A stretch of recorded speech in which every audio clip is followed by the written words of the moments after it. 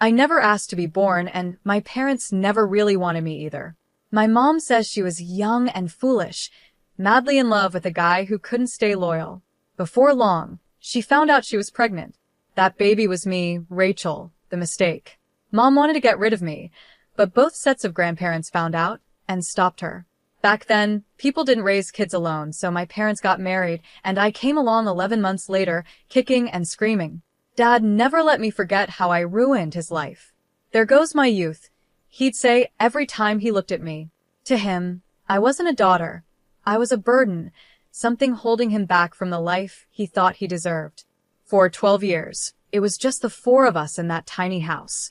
I tiptoed around trying not to make Dad mad, while Mom cooked and cleaned like her life depended on it. Dad would come home from work with a frown that only got worse when he saw me.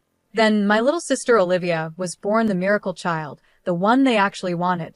After that, I was pushed even more into the background. Rachel, watch your sister. Rachel, be quiet, Olivia's sleeping. Rachel, why can't you be more like Olivia? It was always about Olivia. She got new clothes, while I wore hand-me-downs. She got praised, and I got scolded. She got love, and I learned to live with disappointment. By the time I was 10, I was doing most of the housework, cleaning toilets, mopping floors, dusting shelves. You name it, I did it. Not that anyone thanked me. It was just expected. But there was one thing I didn't mind doing. Cooking. Something about mixing ingredients and creating flavors felt like magic. I remember the first time I made my special lasagna for a family gathering. Aunt Kelly took a bite, and her eyes lit up. Cheryl, this is incredible. When did you become such a great cook? Mom just smiled and took the compliment, soaking up the praise. I stood in the corner, invisible as always. Actually, I made it, I said, trying to speak up. They laughed like I had told a joke. Rachel likes to help in the kitchen sometimes, Mom quickly added, still soaking in the compliments. Isn't that right, dear? I closed my mouth, knowing it didn't matter. No one ever believed me anyway. As I grew up, the kitchen became my escape. While Olivia got all the attention and gifts, I found comfort in cooking. By the time I reached high school, I could make a great pot roast, one even Dad couldn't complain about. Not bad, he'd grunt, stuffing his face. Coming from him, that was high praise. But cooking wasn't just about feeding my family. I had bigger dreams. Every night, I'd imagine my own restaurant, full of happy customers enjoying my dishes. One night at dinner, I couldn't hold it in any longer. I want to open a restaurant someday, I blurted out. The silence that followed was overwhelming. Then Olivia snickered. You? A restaurant? Mom looked worried, like I had just said I wanted to be an astronaut. Dad didn't even bother looking up from his plate. Restaurants fail all the time. You'd be broke in a month, he said. But I'm good at cooking. Everyone likes my food, I protested. Everyone likes free food, Dad scoffed. That doesn't mean they'd pay for it. Olivia chimed in with her sickly sweet voice. Maybe you could work at McDonald's, Rachel. I hear they're always hiring. When it was time for college, I had my heart set on the best culinary school I could find. To my surprise, Dad agreed to pay for it. This is your inheritance, he said gruffly. Don't expect anything else. The house, the savings, that's all going to Olivia. I should have felt hurt, but I was too excited about culinary school to care. This was my chance to prove myself, to learn from real chefs and get better at what I loved. College was a whirlwind of chopping, sautéing, and baking. For the first time in my life, I felt like I belonged. My classmates appreciated my cooking, and my instructors praised my creativity. But reality hit hard after graduation. With no money for my own place, I had to move back home. The difference between my exciting college life and my family's coldness was huge. So, you're a chef now? Olivia smirked over dinner. Does that mean you'll be doing all the cooking from now on? Before I could answer, Mom jumped in. That's a great idea. Rachel can cook, and you can focus on your studies, dear. Just like that, I was back to being the family maid, but this time with a culinary degree collecting dust on my shelf. I managed to get a job as an assistant chef at a local restaurant. The pay wasn't great, but it was a start. Every night, I came home completely exhausted, only to face piles of dishes and laundry. "This is your rent," Mom would say, handing me a list of chores. "You're not a kid anymore. You need to help out." But I didn't let it get to me. Every free moment I was planning, dreaming, and hoping. I knew that one day I'd have my own restaurant, and when that day came, I'd show them all what I could really do. 3 long years passed, each day feeling the same. I cooked, I cleaned, I worked hard at the restaurant, and I watched as Olivia got everything I had always wanted. The day Olivia started high school, Dad came home with a huge grin on his face.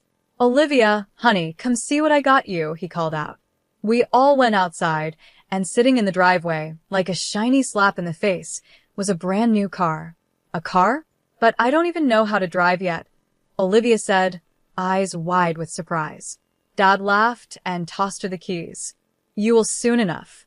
My girl deserves the best from the start." I bit my tongue so hard I could taste blood. When I turned 17, I got a second-hand bike, and that was only because I needed it to get to my part-time job. And it didn't stop there. Every week, there was something new for Olivia. The latest iPhone, a MacBook Pro, designer clothes. They even renovated her bedroom, turning it into something that looked like a luxury hotel room. Meanwhile, I was still in my old room, with the same faded wallpaper and the same squeaky bed I'd had since I was 12. At least the spiders kept me company, right? I started thinking about moving out. Maybe I could find a roommate and share the rent on a tiny apartment. Anything would be better than this constant reminder of how little I mattered. But then Christmas came around. I had been saving up, determined to get everyone nice gifts for once, to show them I wasn't the failure they thought I was. I ended up buying lottery tickets for everyone, not the cheap scratch-offs, but tickets for the big jackpot. Christmas morning came, and I handed out the envelopes, trying not to look too eager. Mom opened hers first, and her face dropped. "Oh, lottery tickets," she said. Dad snorted. "What is this, a gas station gift?" Olivia didn't even bother opening hers. She just rolled her eyes. "Gee, thanks, Rachel. Really thoughtful." Mom tried to sound nice, but her voice was dripping with fake sweetness. "I guess since Rachel didn't really get us anything, she won't be expecting any gifts either." "That seems fair, doesn't it?" Mom said, her voice cold. I felt a lump in my throat. Without saying a word, I snatched the lottery tickets from Dad's hand. "You know what? I'll take them. Merry bloody Christmas." I stormed out, ignoring their shocked faces. Who cared about their family dinner anyway? I texted my coworker Lauren. "Hey, you still at the restaurant? Mind some company." An hour later, I was sitting at the bar of the closed restaurant, sipping cheap champagne with Lauren.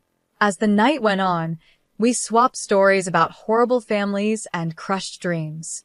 It wasn't exactly a warm, cozy Christmas, but at least I didn't feel so alone. A few days later, I was at work, same as usual. During my break, I checked my phone and saw a missed call from an unknown number. "Probably just another scam," I muttered, tossing the phone aside. But then it rang again, same number. Curiosity got the better of me, and I answered. "Hello, is this Rachel Jackson?"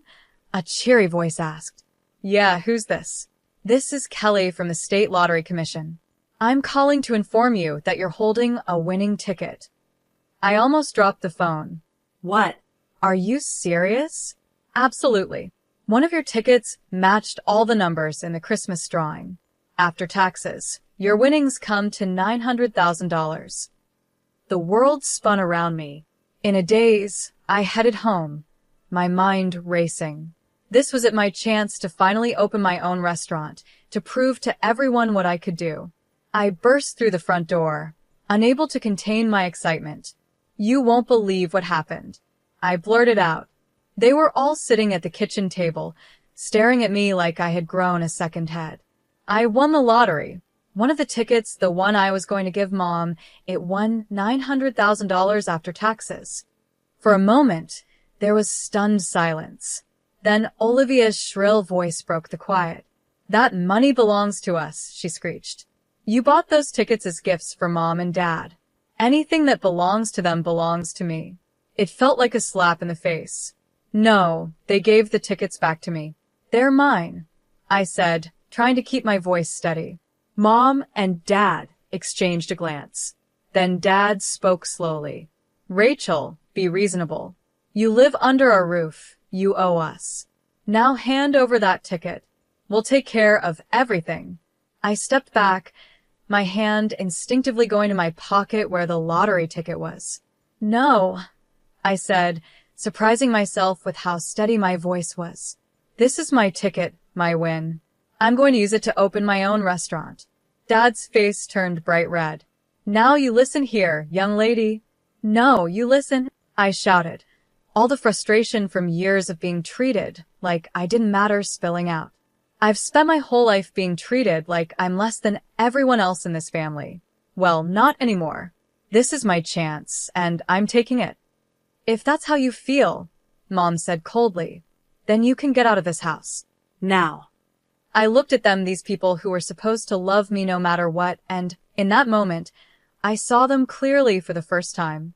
Fine, I whispered. I'm gone. I stormed upstairs, packed a few clothes and essentials into a bag, and walked out. They watched me leave, probably thinking I'd be back in a couple of days, begging to return. But they couldn't have been more wrong. My first stop was the lottery office to claim my winnings. Then I headed straight to a real estate agent. I need an apartment, I told the surprised agent. Something available immediately. By that evening, I was sitting in my very own place. It wasn't much, just a small one-bedroom in a decent neighborhood, but it was mine, all mine. As I sat on the floor, I hadn't had time to buy furniture yet, eating takeout and scrolling through restaurant equipment catalogs on my phone, I felt something I hadn't felt in years. Hope. First things first, I needed a solid business plan. I spent weeks glued to my laptop, researching, crunching numbers, and planning every single detail. After what seemed like endless revisions, I finally had a plan I was proud of. Next step. Finding the perfect location. I searched the city for the right spot, and eventually, I found it a small, run-down place that had been vacant for years. The landlord almost laughed when I told him I wanted to turn it into a restaurant.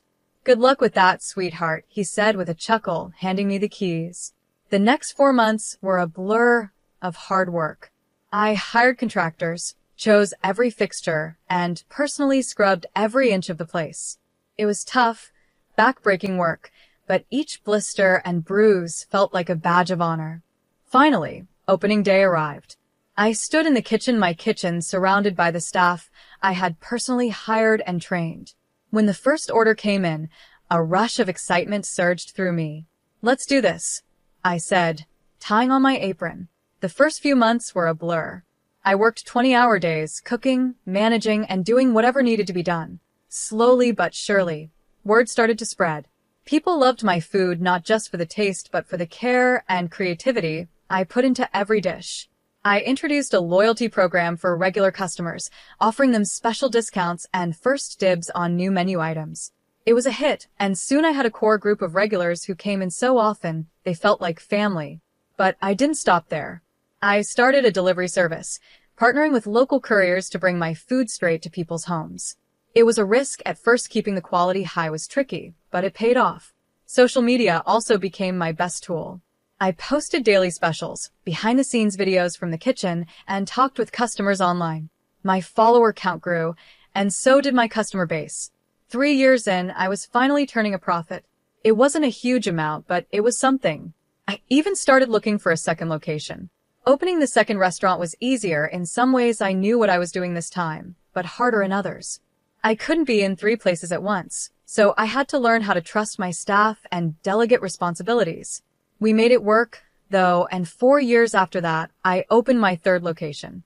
Before I knew it, I was the proud owner of a successful restaurant chain. Me, Rachel Jackson, the girl who was never supposed to amount to anything. I won't lie, it wasn't easy. There were nights I cried myself to sleep, wondering if I'd taken on too much. Days when I wanted to quit and give up. But every time I walked into one of my restaurants, saw happy customers, and smelled the amazing food, I knew it was all worth it. One Saturday, I was in my office, going over the finances for my newest restaurant, when my phone rang. I glanced at the screen and froze. It was a number I hadn't seen in years home. For a moment, I thought about letting it go to voicemail, but curiosity got the best of me.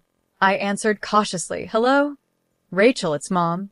Her voice was hesitant. "Look, I know we haven't been on the best terms, but we need your help. It's about Olivia." Of course, it was about Olivia. It always was. What about her? I asked, trying to keep my voice steady. Dad's voice came on the line. "She's in trouble, Rachel. She lost her job. They're accusing her of theft, and now no one will hire her. We were hoping you might have a position for her at one of your restaurants." I almost laughed.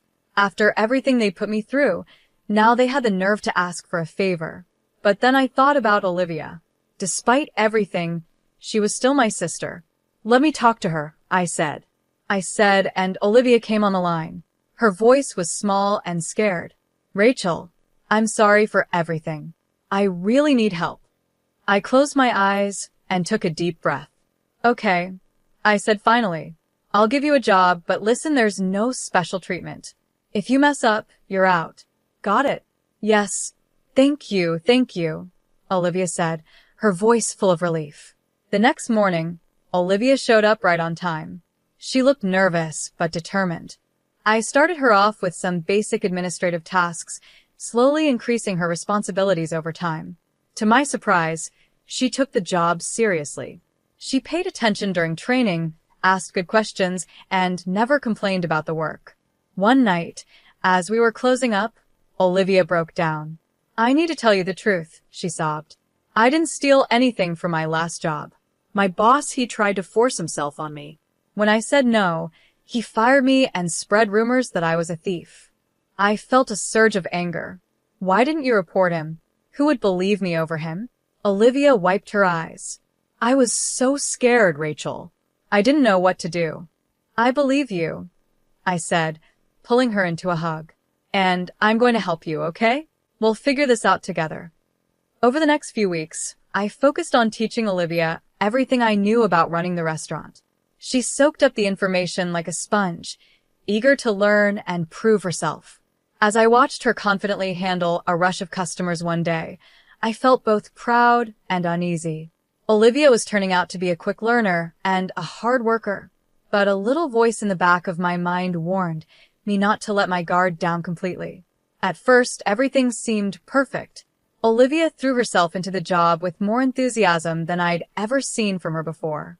She was always the first to arrive and the last to leave, taking on extra shifts and volunteering for the toughest tasks.